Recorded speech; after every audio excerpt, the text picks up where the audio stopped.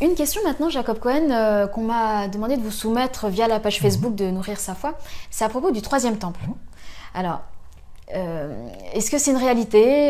C'est-à-dire qu'on voit ces images de bulldozers qui creusent des galeries sous la mosquée d'Al-Aqsa, en Palestine, à Jérusalem. Quelle est votre opinion sur ça, sur le troisième temple? Alors, j'aimerais dire que le troisième temple reste plus ou moins une lubie, mais c'est surtout la manifestation de l'extrémisme religieux, mystique et messianique qui frappe la société israélienne et qui l'amène vers une dérive totalitaire et fascisante.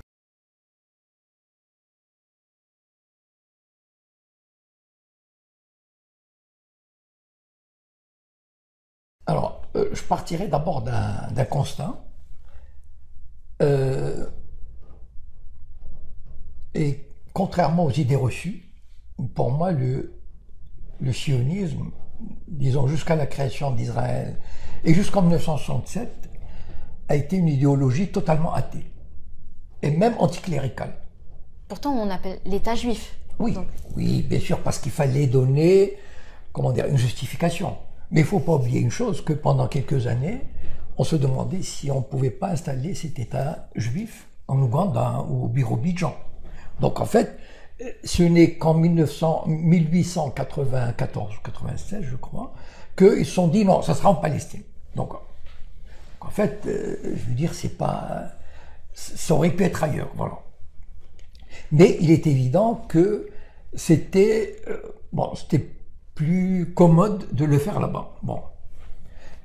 Et le lien qu'on a établi, c'était un lien tout à fait artificiel. C'est-à-dire, c'était pas du tout des gens, enfin les pionniers, ceux qui ont construit l'État, qu'on appelle les pionniers. Bon, donc je reprends ce terme, indépendamment d'une valeur qu'il pourrait avoir. Herzl et compagnie. Eux, ils étaient, enfin, ils n'avaient absolument rien à voir avec la religion. Et d'ailleurs, 95% des religieux étaient anti-sionistes jusqu'en 1948. Moi, je me souviens à Meknès, les sionistes avaient ouvert un local au Mella, mais c'était l'horreur parmi les juifs. Parmi les juifs, c'était des renégats. C'est seulement après, à partir de la guerre de 67, les religieux étaient en nombre, étaient très très faibles en Israël. Et c'est à partir de 1967 et la conquête de la Cisjordanie qui correspond au vrai Israël, c'est-à-dire enfin à la terre promise par Dieu, bon, entre guillemets évidemment. C'est là où il y a Hébron, Bethléem, Shrem, etc., Naplouse. Et là, il y a eu un développement du sentiment messianique en Israël, qui a commencé à poindre, c'est-à-dire Dieu nous a rendu la terre.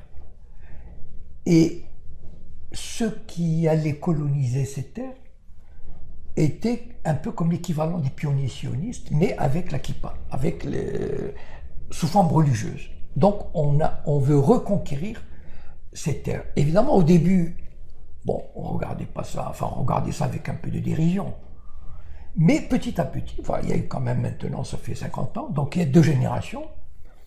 Et puis les religieux sont des gens qui font des 10, 12, 15 gosses. J'ai un frère religieux, donc je sais de quoi je parle. Il doit être à 12 ou 15, enfin bon, je sais plus, j'ai arrêté le compte. Et donc, au début, ils étaient peut-être 3 ou 4%, aujourd'hui ils sont 15-20%. Ils ont gagné en influence, c'est-à-dire ils ont maintenant un bloc. Vous savez, je vais faire un parallèle, juste une allusion. Concernant l'Algérie. Vous savez que le gouvernement français, à partir de Léon Blum, Guy Mollet, etc., voulait introduire des changements au sein de la société algérienne pour donner plus de droits aux musulmans. Et c'était le lobby des colons qui empêchait toute évolution. Parce qu'ils avaient trop d'intérêt et ils ne voulaient pas. Donc ils arrivaient à bloquer toute évolution. Et c'est ce qui se passe exactement en Israël. C'est-à-dire que le lobby des colons, aujourd'hui, ils sont 650 000, 700 000. Ils ont, je sais pas, une trentaine de députés, etc. Donc, ils sont incontournables aujourd'hui. On ne peut rien faire contre eux. Et ces gens-là ont réussi petit à petit à introduire dans la société israélienne, à réintroduire dans la société israélienne le sentiment juif, le sentiment d'histoire juive, le sentiment, la nostalgie du temple, du Messie, etc. Et effectivement, peu à peu, enfin aujourd'hui, c'est bon, je dirais pas que 80% des Israéliens y croient, mais enfin, je pense que la moitié des Israéliens ne diraient pas non à la construction d'un troisième temple. Mais il faut le construire là où il y a la mosquée. Et ça peut déclencher Et donc une guerre. ça poserait un problème. Mais il y a une organisation déjà qui a, vous savez, le temple, il y avait des outils, c'est-à-dire de sacrifices, de prières, etc. Il y a toute une organisation maintenant qui a déjà ces outils, qui se prépare, c'est-à-dire activement, à la reconstruction du temple. Et donc, c'est vrai que ça fait partie, pour moi, comment dire, c'est presque folklorique, mais ça dénote une évolution dangereuse de la société israélienne. C'est-à-dire une évolution vers le mysticisme absolu, la religion, le racisme évidemment, parce qu'il devient de plus en plus le peuple élu qui ne peut pas partager avec les autres.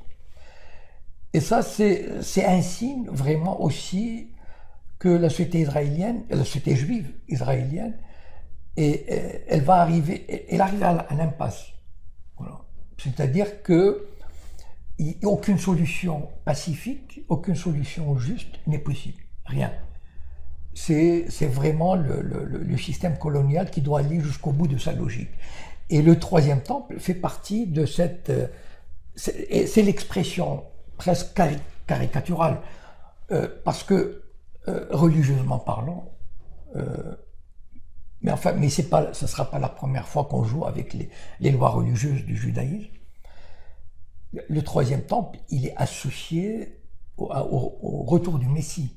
Et donc, c'est complètement aberrant de construire, même en théorie, de construire un temple dans une société aussi capitaliste, aussi injuste, aussi corrompue, aussi violente. La société israélienne, c'est loin d'être un cadeau.